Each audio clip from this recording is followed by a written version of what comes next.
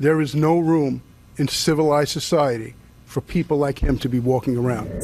That's as we learn new details about the suspect in custody. That's him right there, leaving court just in the last hour or so. This video just in. ICE saying in a statement the man is a Guatemalan citizen who appears to have entered the country illegally for a second time. And police say a woman sleeping on the F train, back to the crime here, was brutally murdered by that suspect. Family, this is King Messiah. Go ahead and hit that subscribe button so you can stay up to date with news like this.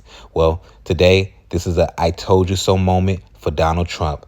And I hate to say it, but for the past couple years, Donald Trump has been yelling from the top of his lungs, we have a problem here in America, that other countries are dumping their worst citizens onto the United States.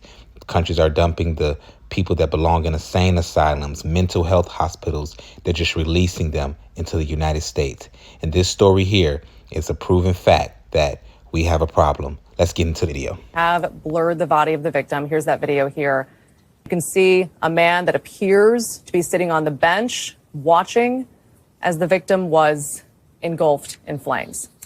NBC's Julie. Okay, so I zoomed in so you cannot see the woman burning. I just didn't want that on the page. But what I want to slow down is this officer walking right past a woman that is burning. Okay, you see the suspect sitting on the bench and you see that blurriness right there. Okay, he's watching the woman burn. But what I cannot understand is why would the officer who walked past the woman burning, why did he not do something that could potentially have saved that woman's life? No one is talking about that in the media. Let's get back to it. We're learning more details about the suspect and that horrendous crime on the New York City subway. ICE today, that's Immigration and Customs Enforcement, saying the suspect in this case is a 33-year-old Guatemalan man by the name of Sebastian Zapata, who they say entered the country illegally and was removed by ICE in 2018. But that at some point in time, he crossed back into the country illegally in violation of that deportation order. Now, it's important to state that ICE is offering a container so when the suspect is sentenced and he serves his time, he can be released back to his country. And I think that's unfair. I think there should be equal punishment. If you do something as heinous and as evil as what he did, I think the same should be done to him. Okay, what are your thoughts? How do you get justice for the family? How do you get justice? Should he be released? Should he serve prison? No, the same thing that he did should be done to him. Our condolences goes out to the family of the young lady who was torched alive. And I'm hearing that she was a Caucasian woman. I hear that she had a PhD. She was like a 28-year-old PhD student. That has not been confirmed and verified, so I don't want to put that name out there yet. But I want to hear what are your thoughts, okay? This situation, the migrant crisis, this is the micro, the macro. Are we going to start seeing and hearing more heinous acts? Are we going to start hearing these pointless acts from people that are not even citizens of the United States? Because I feel like if you're a citizen of the United States, you take pride in that. You understand that life is precious. And of course, people throw their lives away every day. Citizens of the United States create evil crimes every day. But when it happens to someone when an evil crime is committed by someone who's not even a citizen, it just shows you that the level of, insanity that our society has fallen into.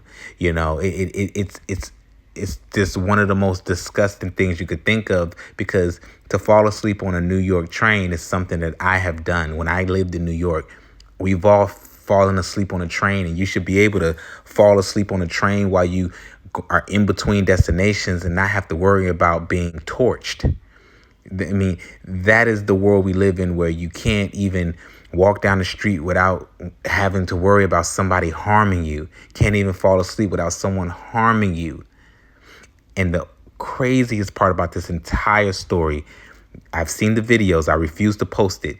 There are people recording this woman who is basically being burned alive. There are people recording this woman instead of helping. One guy, he has his jacket and he's trying to fan the flame. But why didn't no one at least push her so she can roll, or take their jacket and cover her up and roll. But they all watched. And this is the society we live in, where we stand by and we watch the most corrupt, the most evil actions happen, and nobody says anything, and everybody pulls out their phone just so they can capture the moment on IG, on live, so they can go viral. We just had, with the last video we had, it showed how society is doing anything to go viral. And this is just another extreme byproduct of it. The man who did the act wasn't trying to go viral, but the people who sat by and allowed it to happen without helping, they are also just as guilty. Hey, this is King Messiah. Go ahead and hit that subscribe button. We're going to be giving you all type of news. This platform is very diverse, but it's very progressive and it's very positive. Okay. And if you want to affect social change, this is a platform that you should support by hitting that subscribe button, hitting the thumbs up, hitting the bell notification, leaving a comment, engage, because we will be affecting social change through social media. I appreciate you all that subscribe. I truly, truly appreciate you all that are supported. Thank you. Peace. A lighter and ignited her clothing, engulfing her in flames. He sat nearby on the platform and watched her burn to death as the train sat idle.